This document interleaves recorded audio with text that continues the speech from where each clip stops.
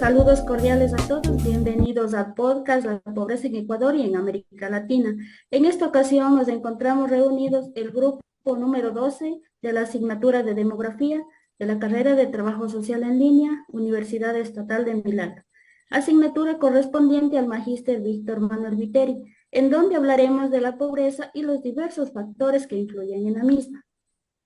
La pobreza en Ecuador y en América Latina, un tema de vital importancia que será abordado por nuestra invitada magíster Claudia Edith Pardo Medina y los panelistas Calderón, Rogel, Gilbert Fabricio, Coyaguazo Suárez, María Gabriela, Nievesela Sánchez, Claudia Lisset, Rodríguez Palacios, Tatiana Lenor y como moderadora quien les habla, Omaira Quesada. El podcast consta de 3 episodios. Episodio 1, analizaremos en este episodio el tema principal. En el episodio 2 analizaremos los subtemas más relevantes y también contaremos con un apartado de preguntas y respuestas. Y el episodio 3 consta de las opiniones. La pobreza es la carencia o falta de recursos de una población que le impide avanzar a un nivel de vida óptimo para cubrir sus necesidades más básicas, como son alimentación, vivienda, educación, servicios básicos, etc. La pobreza afecta a un significativo porcentaje de la población, generando desigualdad social y económica, de ahí su relevancia e importancia para tratar este tema. Análisis de los posibles sucesos que llevaron al Ecuador a la crisis actual. Trataremos del feriado bancario y la dolarización, y como análisis de posibles sucesos que llevaron a América Latina a la crisis actual, trataremos el subtema de pandemia COVID-19 y la concentración del capital en manos de una pequeña parte de la población. En esta ocasión, como invitada, como les mencioné anteriormente, a este podcast contamos con la valiosa presencia de la magíster Claudia Edith Pardo Medina, quien posee una licenciatura en Trabajo Social, una maestría en Talento Humano y Gestión y una amplia trayectoria profesional en otras instituciones como el MIES y Ministerio de Salud Pública, además de haber participado en programas y proyectos sociales con familias, grupos y comunidades, quien se une a nosotros para compartir sus conocimientos sobre el tema. Bienvenida, magistra. Muy buenas noches con todos, compañeros. Agradecerles por la invitación que se me ha hecho el día de hoy. Estoy para ayudarles y para todos hablar sobre el tema, sobre la crisis y la pobreza en el Ecuador de América Latina. Bienvenida nuevamente. A continuación trataremos el tema pobreza en Ecuador y América Latina y posibles sucesos que intervinieron en la misma. Compañera Tatiana, le doy el paso a usted, un minuto por favor, para el análisis sobre el feriado bancario. Muy buenas noches, magíster. Bienvenida otra vez. Yo Muchas voy a hablar sobre el periodo bancario, un breve resumen. La verdad no lo viví a una edad muy temprana, de 5 años, pero con un poco de investigación y preguntar a personas que lo vivieron, pues esto se da en el año de 1999, en el gobierno de Yamil Maguad, después de un mal manejo que hubo en los fondos de las personas que depositaron sus dineros en las instituciones financieras, tanto públicas como privadas, ¿no? Este efecto tuvo bastante fuerte en la cuestión de que se congeló el dinero de las personas, ¿no? Y pues que eso fue uno de los factores por los que vino la dolarización. La AGD, que pues aparentemente el gobierno de Yamil Maguad lo creó o se unió a esto aparentemente para garantizar el dinero de los ecuatorianos, ¿no? En ese entonces, las personas tomaron varias decisiones, o sea, unas malas decisiones, porque hubo hasta problemas de suicidio al ver que sus dineros que estaban aparentemente en buenas manos en las instituciones financieras, lamentablemente eh, lo perdieron, ¿no? A algunos les devolvieron una parte, a otros nada, y pues sí fue bastante fuerte esto del feriado bancario. Y como lo mencioné anteriormente, es una de las causas por lo que vino la dolarización y pues como que se equilibró un poco el país, aparentemente.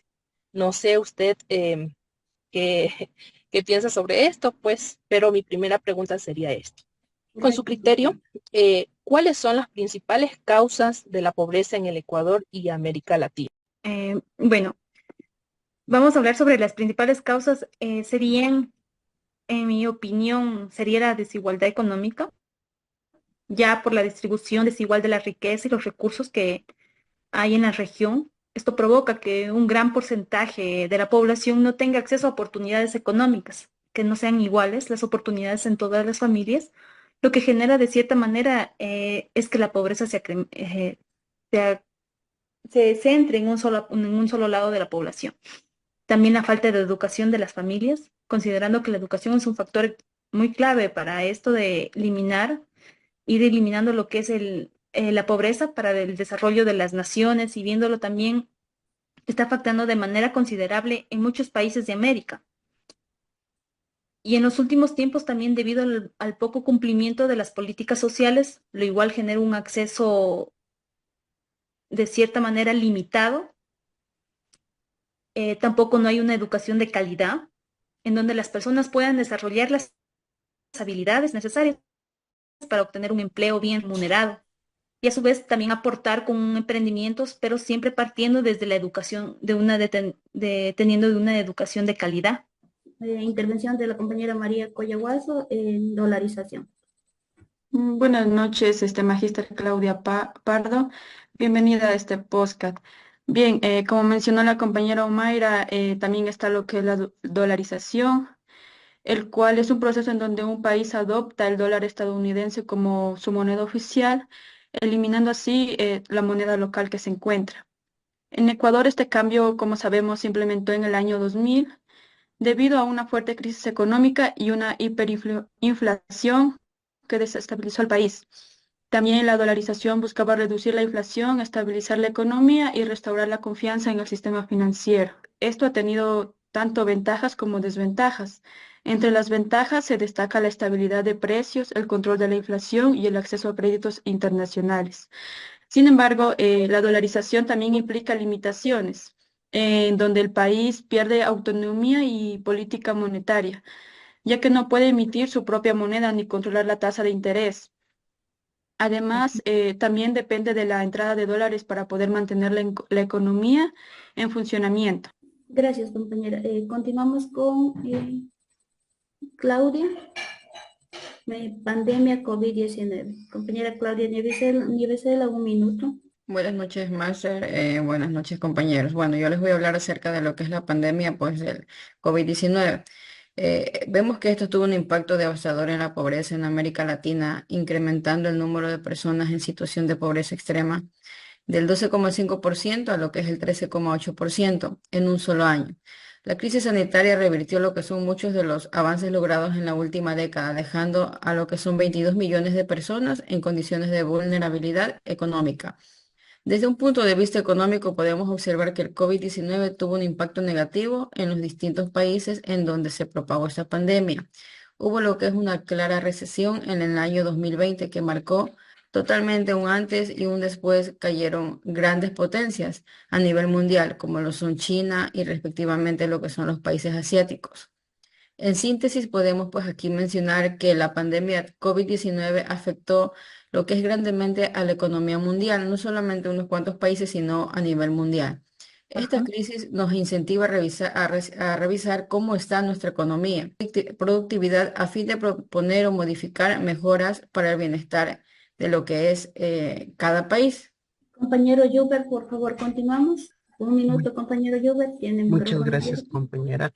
Yo voy a hablar respecto a la concentración de los ingresos en una determinada población. Ujú. La concentración de ingresos en manos de una pequeña parte de la población es un fenómeno que genera desigualdad económica, social y de oportunidades, y puede afectar negativamente a la estabilidad y a la cohesión de una sociedad. Cuando una fracción reducida de la población posee gran parte de la riqueza y los ingresos, se reduce la movilidad social y se limitan las posibilidades de progreso para el resto de la sociedad. La alta concentración de ingresos en un grupo determinado limita el acceso a educación, salud y otros servicios esenciales para las personas con menores ingresos, lo cual perpetúa el ciclo de pobreza y limita el crecimiento de talento e innovación a nivel social, tanto en el Ecuador como en América Latina. Gracias, compañero. Continuamos en este momento con la sección preguntas y respuestas. Continuamos, por favor. Ya, listo. ¿Qué papel juegan los factores económicos, sociales em, en la pobreza de América Latina y en el Ecuador, según su criterio magíster? Bueno, sabemos que estos factores juegan un papel crucial en América Latina. Los factores como la desigualdad de ingresos, la inestabilidad económica que tenemos, la corrupción, la corrupción política, son factores que están interconectados y su interacción puede agravar o mitigar la pobreza. A pesar del incremento económico de América Latina que hubo en el año 2000 y el año 2014, Ajá. ¿por qué los avances en la reducción de de la pobreza se estancaron después en el 2015? O sea, ¿por qué hubo este estancamiento si aparentemente en el año 2000 y 2014, o sea, hubo como que una estabilidad, podríamos decirlo así, pero en el 2015 lamentablemente, Bueno, mi opinión es porque hubo la inestabilidad política, el aumento de empleo informal, los desafíos estructurales, todos los elementos antes mencionados, combinados entre sí, han dificultado la continuidad del progreso en la reducción de la pobreza. Entonces, todo esto fue después del 2015. Compañera María Collahuaso, por favor, sus preguntas. Magíster, desde su perspectiva, ¿qué medidas podrían adoptar los gobiernos latinoamericanos para promover un desarrollo económico más inclusivo y sostenible que ataque las raíces de la pobreza? Bueno, esta pregunta es importante porque podemos darnos cuenta de que algunas medidas que podrían ser como la inversión en educación, que es lo más importante que se puede hacer, programas de capacitación laboral, fortalecimiento de políticas sociales, que ahí entraríamos nosotros como trabajadoras sociales, servicios de salud universales, promoción de la inclusión y no solamente también a la juventud, promoverle que haga talleres o estos programas de capacitaciones, que eso sería lo primordial si queremos mitigar un poco la pobreza. Continuando con las preguntas, ¿usted qué retos cree que enfrentan las poblaciones indígenas y afrodescendientes en Ecuador y América Latina en términos de pobreza y exclusión social?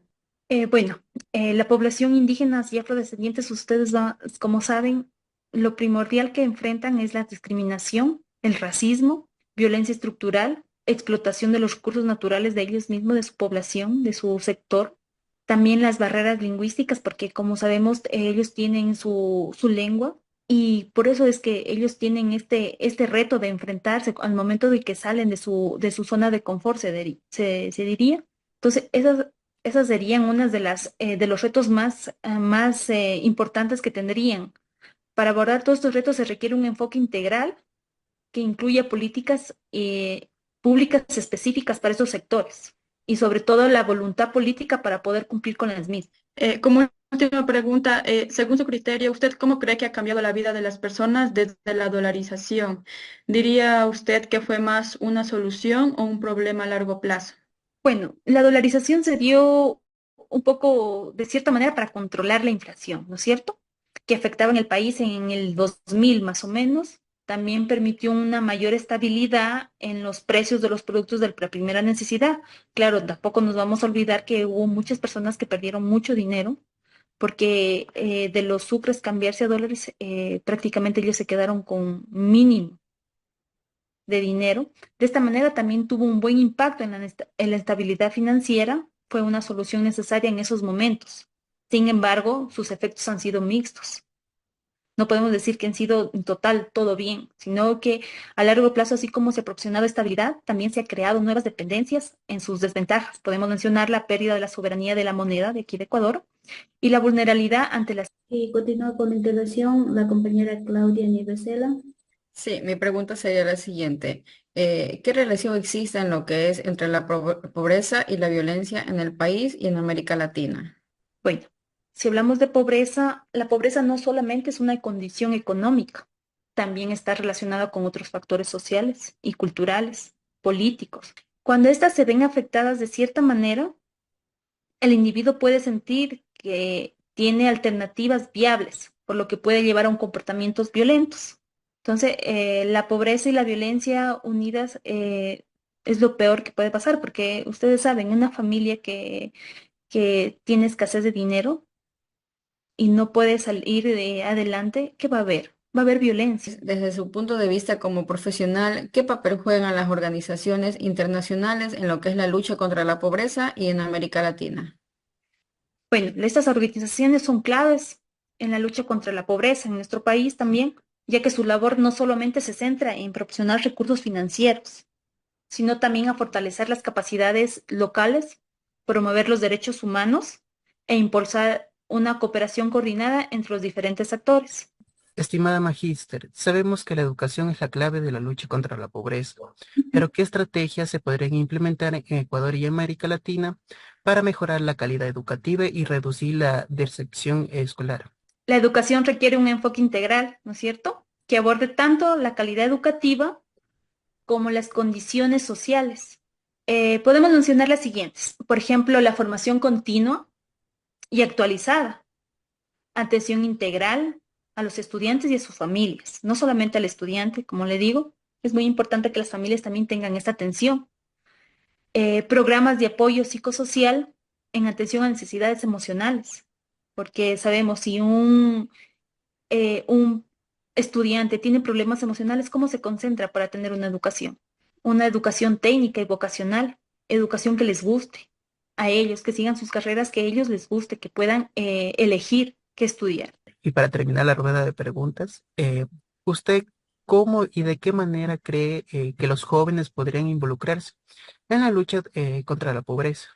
Bueno, los jóvenes pueden desempeñar un papel muy fundamental en la lucha contra la pobreza, ¿no es cierto? Aprovechar la energía que ellos tienen, la creatividad, las habilidades tecnológicas. También se puede crear de algunas maneras, como es el voluntariado, el activismo comunitario, el emprendimiento social, la concientización y la educación, capacitando de las habilidades que ellos saben, enseñar habilidades prácticas, la innovación y la tecnología que los jóvenes nativos digitales pueden desarrollar, participación en políticas públicas, redes de apoyo. Con todas estas acciones, los jóvenes no solo pueden contribuir a reducir la pobreza, sino también a inspirar a más personas a involucrarse en este problema y generar el cambio social que todos esperamos. Muchas gracias, estimada Magíster. Tenemos el resumen, comentario final por su parte, Magíster, por favor, 2 minutos de tiempo para lo mismo. Es muy importante incluir lo que es a los jóvenes y también incluir la educación para que con esto de la mano podamos hacer proyectos para poder mitigar un poco lo que es la pobreza. Los jóvenes con todo ese entusiasmo, con todo esa energía que ellos tienen, son los principales que nos pueden ayudar. También lo mismo incluir la política social, las políticas públicas y tratar de que la política que llevamos aquí en Ecuador, o sea un poco más buena, se podría decir, que no sea tanto burocrática. Con eso vamos a ir eliminando poco a poco, porque tampoco la podemos eliminar de raíz. Eso hay que ser conscientes, que eso debe ser es un proyecto y que debe ir a la par, de parte a poco, porque si queremos eliminar, no vamos a eliminar nunca. Resumen del episodio a cargo de Tatiana, por favor, 2 minutos, compañera. Sí, compañera, voy a darlo yo el resumen. Bueno, como resumen de este podcast, podemos definir que existen varios factores que inciden en la pobreza de un pueblo, como mencionamos anteriormente. En muchas ocasiones los países no se encuentran preparados para poder enfrentar las diferentes crisis que se presentan, y algunas de estas situaciones suelen presentarse sin previo aviso. Es por ello que se necesita de la creación por parte del Estado de políticas públicas que favorezcan el bienestar y el desarrollo de cada país. La inestabilidad política vimos que juega lo que es un papel muy importante, ya que el Estado es el encargado de velar por la estabilidad de los países. Es necesario también que exista una educación eficaz para poder enfrentarse a lo que son los desafíos que diariamente se presentan en el país y de esta forma poder ayudar o mitigar de una u otra forma los que son los problemas que se presentan, como en este caso pudimos mencionar la pobreza, ¿no? Agradecemos en este espacio también a todas las personas que nos escuchan o nos visualizan por las diferentes redes sociales. Como adelanto del próximo episodio, continuaremos analizando temas de gran relevancia en el ámbito social que sean de gran interés para la población. Agradecemos a los panelistas y de manera muy especial a la magíster Claudia Pardo, que con su colaboración, además de compartir su conocimiento sobre el tema, contribuye a nuestra formación académica. Muchísimas gracias. Muchas gracias a Gracias. todos ustedes, compañeros, por la invitación y esperemos que esto les haya ayudado en algo en su conocimientos también, a darles un poco más los conocimientos de ustedes y su formación académica. Que tengan una muy buena noche. Muchas Muchas gracias. Muchísimas gracias. Muchas gracias. gracias. Mencionamos en este espacio las fuentes o recursos utilizados en la investigación, plataforma Zoom, YouTube, Google Académico, artículos científicos, etcétera. Muchísimas gracias a todos. Nos vemos en un próximo episodio.